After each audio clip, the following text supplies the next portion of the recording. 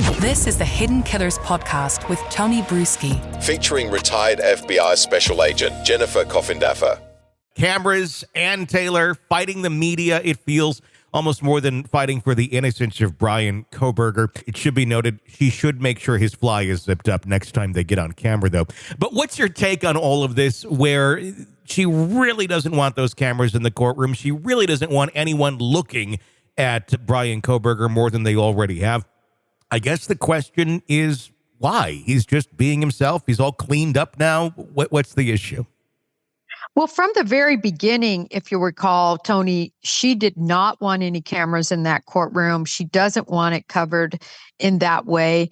I think basically because no matter how many eyebrow hairs they cut, how clean cut they do his hair, and what suit he has on, he just has, I don't know how to say it other than a bit of a maniacal appearance. Yeah. You know, it's been discussed from the minute he was arrested on, his eyes, how they are affixed in a certain way.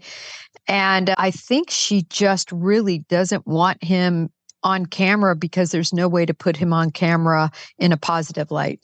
And that's got to really drive, I would think, the family nuts. Granted, Kohberger is innocent until proven guilty. But I even saw you tweeted this week. I mean, the parents, and they're arguing over showing Kohberger on camera. They're never going to see their kids again. And this is a man with a lot of strong evidence against him for being the one responsible. It's got to be so painful for the families to see the kid gloves with which he is being handled. You know, it started out with these vegan diets and, escorted to church and, all the media in his cell.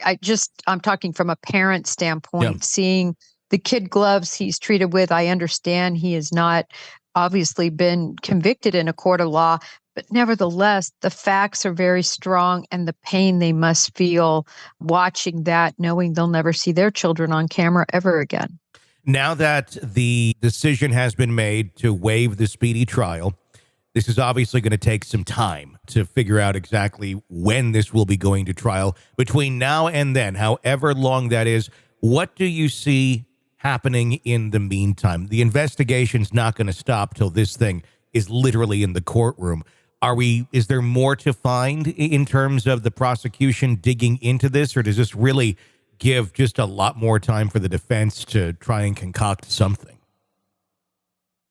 Well, I think we're going to see defense motion after defense motion.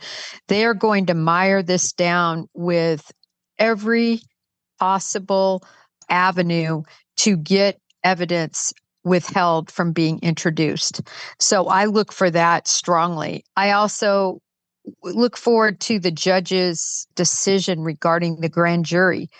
I don't believe that the grand jury indictment will be overturned, but imagine if it is, Tony. Now we start all over again. Speedy trial won't exist as we know it in this matter because this case won't exist in that way. He'll still stay in jail, but Tony, can you imagine if that is ruled upon favorably? I don't think it will be, but Tony, I do think it's very possible this judge will get rid of cameras in the courtroom. I think that's a very realistic possibility. I am wondering, though, about what he is going to rule on the grand jury and the other 24 points that are made in that motion, which will be decided on, I believe, is it later in the month here or early October. I don't have the exact date in front of me. I know that's been moved.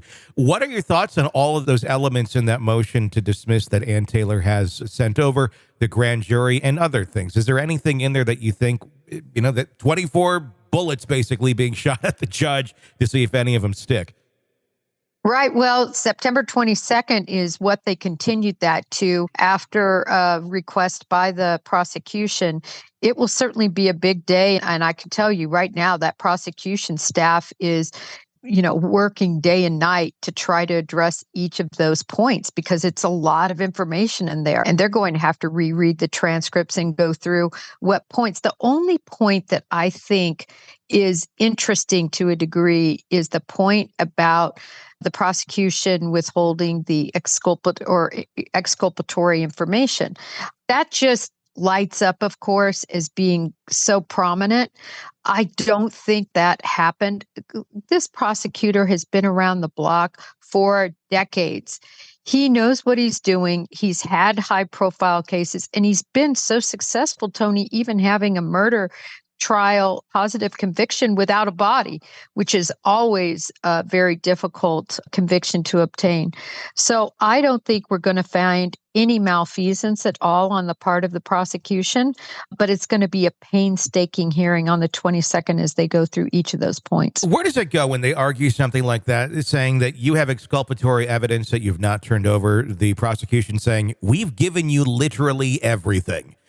Is it just a circle? I mean, one can keep yelling. It's like a child almost yelling, give me the more candy. Like there's no more candy to be given. At some point, don't they have to accept that, look, you have been given everything? And if for some magical, horrible reason, the prosecution decides to bring exculpatory evidence up at some point in time, which obviously they wouldn't do, I guess then they're wrong. But if they don't have it to begin with, what is this argument? Why do they keep screaming that they have it? I see it in almost every trial setting, pre-trial setting. It's just what the defense does. They're going to keep motioning that there's more information, that we know it's there.